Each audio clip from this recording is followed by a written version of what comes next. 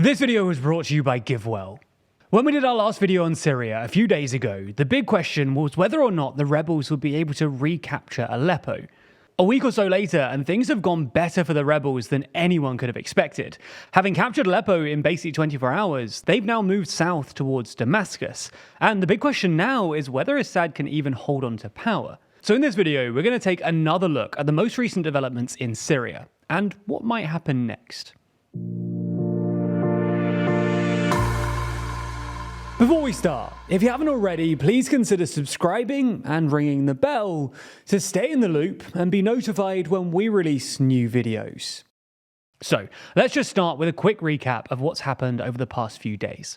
As we mentioned in our previous video on Syria, which we'd recommend watching if you haven't already and you'd like some more context, on Wednesday last week, anti-Assad rebels based in the northwestern province of Idlib staged a surprise assault on loyalist positions in and around Aleppo, Syria's second largest city. Originally, it just looked like the rebels were trying to cut off the M5 motorway, a strategically significant road connecting Aleppo to the south of Syria, including Damascus. However, the rebels made faster progress than anyone expected, and by the weekend, they had almost total control over Aleppo, with pro-Assad forces staging a hurried retreat. This was already a pretty great result for the rebels, but on top of that, they've since continued to make progress along the M5 motorway into more areas previously controlled by loyalists.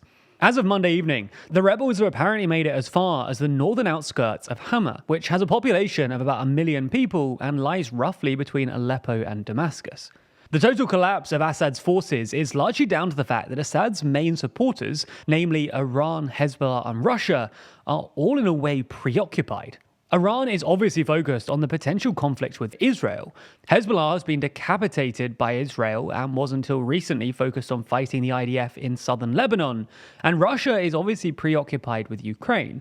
To make matters even worse for Assad, the rebels have focused squarely on pro-Assad forces, and there has been surprisingly little conflict between the rebels and the Kurds, who occupy most of northeastern Syria. For context, the rebels are actually made up of two main groups: a jihadist alliance led by Hayat Tahrir al-Sham, or HTS, and the Syrian National Army, or SNA. Both of these groups are supported by Turkey, but HTS is more focused on fighting Assad and has had more autonomy than the SNA, which is basically a Turkish proxy that Turkey uses to fight against the Kurds in northeastern Syria. Now, for context, Turkey opposes the Kurdish state in northeastern Syria, both because they think it would stoke Kurdish separatist sentiment inside Turkey, and because they think it would provide a base for Kurdish militant groups operating inside Turkey. Anyway, many analysts originally predicted an outbreak of violence between the rebel groups, especially the SNA and Kurdish forces. This is because the Kurds control a handful of towns just north of Aleppo, including most notably Tal Rifat, and Kurdish forces apparently sent reinforcements from the northeast in anticipation of fighting against the rebels. However, while there have been a handful of skirmishes, it's been surprisingly calm, and there have been reports of a de facto truce so that the rebels can focus on Assad, which is obviously pretty terrible news for the regime. Conversely, this has been a pretty great result for Turkey. While it's unclear whether or not Turkey explicitly approved the most recent offensive, the fact that their de facto proxies now control a non-trivial amount of territory will give Ankara more leverage in any future negotiations. It's also been pretty good news for Israel, both because Assad is one of Iran and Hezbollah's few remaining allies, and because the fighting makes it significantly more difficult for Iran to supply Hezbollah via Syria. So, what happens next? Well, an escalation in violence looks likely in the short term, as Assad backers step up their support in order to keep him in power.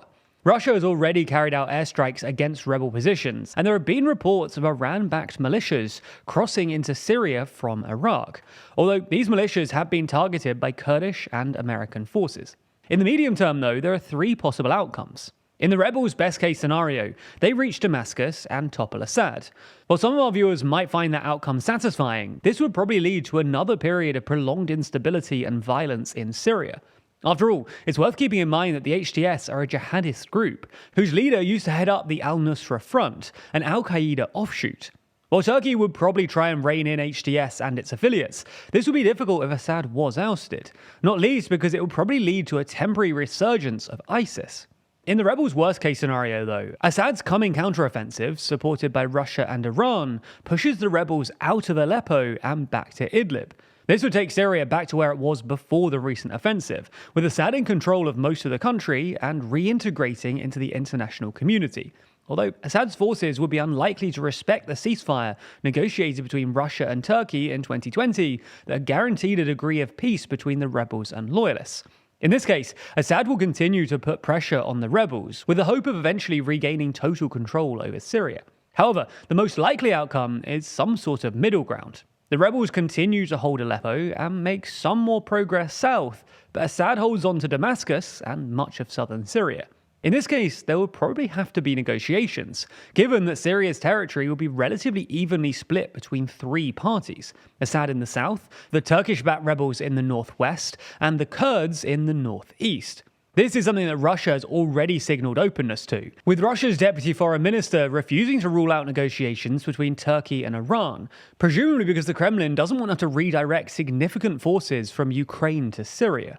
While it's too early to give any concrete sense of what a negotiated settlement might ultimately look like, much of this depends on the US and Trump. The one thing that Assad and Erdogan agree on is that they want to get rid of the de facto Kurdish state in the northeast, commonly known as Rojava. And one of the things that's kept the Kurds safe so far is the presence of some 900 or so troops in the Kurdish-controlled parts of Syria, nominally there to fight against ISIS. However, during his first term, Trump wasn't really that fussed about the Kurds. His partial withdrawal in 2019 paved the way for Turkey's offensive a few days later, and he apparently interrupted an Oval Office briefing to ask why he should, quote, give a f*** about the Kurds, at least according to Adam Kinzinger's new book. If Trump continues in this vein and withdraws the remaining US troops from Syria, the Kurds could be in trouble. Now, when you make a big purchase, say a car or a new mattress, how sure are you to make sure you're making the right choice? You could rely on all of the marketing copy in the product's ads, but many people find an independent source that's rigorous and trustworthy instead. Today's sponsor GiveWell provides that independent resource for a different kind of purchase, a donation. For 17 years, GiveWell has been researching charitable organizations and only directs funding to a few of the highest impact opportunities that they've found. That's things like bed nets that prevent malaria. Now, it costs only about $5 to provide one net, and these nets are important in reducing the number of malaria infections. Enough nets and a large enough drop in infections can save a life in expectation. Together, over 125,000 donors have used GiveWell to donate more than $2 billion. Rigorous evidence suggests that these donations will save over 200,000 lives and improve the lives of millions more. GiveWell wants as many donors as possible to make informed decisions about high-impact giving.